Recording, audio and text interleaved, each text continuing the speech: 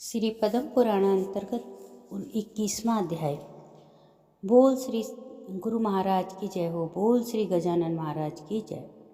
ब्राह्मण वेदनिधि को उनके पुत्र और गंधर्व कन्याओं की मुक्ति का उपाय बताते हुए महर्षि लोमेश ने कहा, वेदनिधि, यदि ये पिशाच योनि को प्राप्त गंधर्व बालाएं तथा आग ने मेरे साथ प्रयागराज चलकर विधि पूर्वक माघ मास का स्नान करें तो माघ मास के अंत में अवश्य इन्हें मुक्ति प्राप्त हो जाएगी।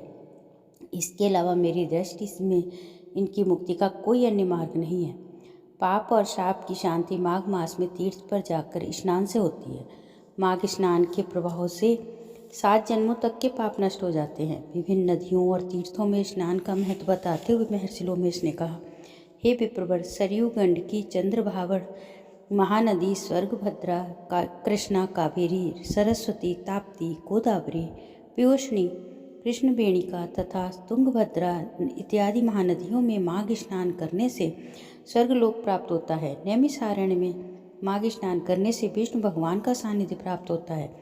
तीर्थराज पुष्कर में माघ स्नान करने से ब्रह्मा का सामीप्य प्राप्त होता है। माघ मास का स्नान प्रभास क्षेत्र में करने से रुद्रगण का पद प्राप्त होता है। कुरुक्षेत्र में माघ स्नान करने से इंद्रलोक प्राप्त होता है। देव सरोवर में माघ स्नान करने से योग सिद्ध का फल मिलता है। देवकी में स्नान करने से मनुष्य को देव शरीर, मास का स्नान गोमती में करने पर पुनर्जन्म नहीं होता और मोक्ष प्राप्त हो जाता है। महाकाल, ओंकारेश्वर, अमरेश्वर, नीलकंठ, अबोर्ध तथा हेमकूट में स्नान करने से ऐश्वर्य सहित रुद्रलोक प्राप्त होता है।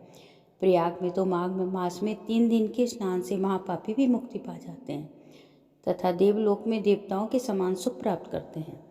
हे वेदनिधि, एक समय ब्रह्मा जी ने समस्त तीर्थों, व्रतों, दानों, तपों और यज्ञों को एक पलड़े में रख प्रयागराज के माघ स्नान फल को दूसरे पलड़े में रखकर तोला था, तो माघ स्नान का पलड़ा भारी रहा था। अतः विशेष सर्वाधिक फलदायी जानना चाहिए।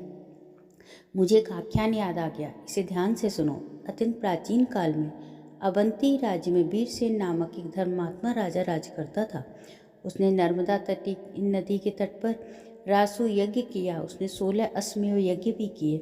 इन यज्ञों में उसने अतिथियों और अभ्यागतों को स्वर्ण और आभूषणों का अवर्णनीय दान दिया था।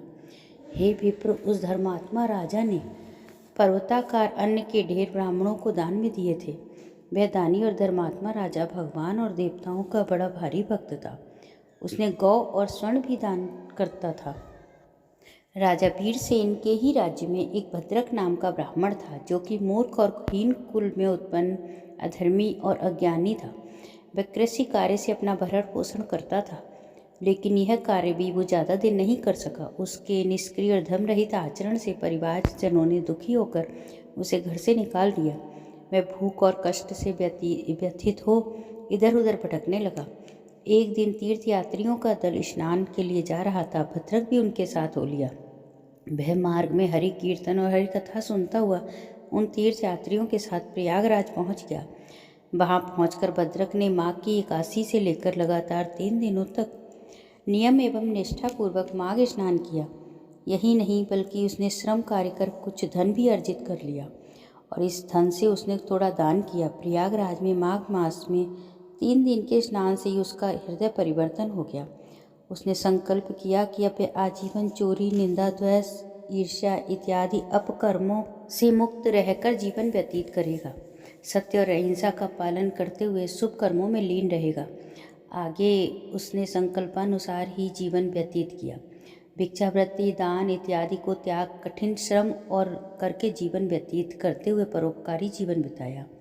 अपनी परोपकारी वृत्ति और ईश्वर भक्ति के कारण भद्रक संपूर्ण प्रांत में लोकप्रियता और शेष सम्मान को प्राप्त करता गया। पृथ्वी पर लंबा ऐश्वर्यपूर्ण जीवन बिताने के बाद देवयोग से राजा वीरसेन और भद्रक एक ही समय मृत्यु को प्राप्त हुए। दोनों अपने सत्कर्मों की वजह से स्वर्ग को गए। मैंने स्वर्ग में जाकर उनकी स्थिति को खुद देखा। वे आज भी स्वर्ग में निवास करते हुए दिव्य सुख भोग रहे हैं। अपने नेत्रों द्वारा देखा हुआ प्रयागराज में माघ स्नान का ये महत्व मैं संपूर्ण रूप से मुख द्वारा वर्णन नहीं कर सकता। इस विषय में तुम अब पिशाच मोचन नामक एक आख्यान सुनो।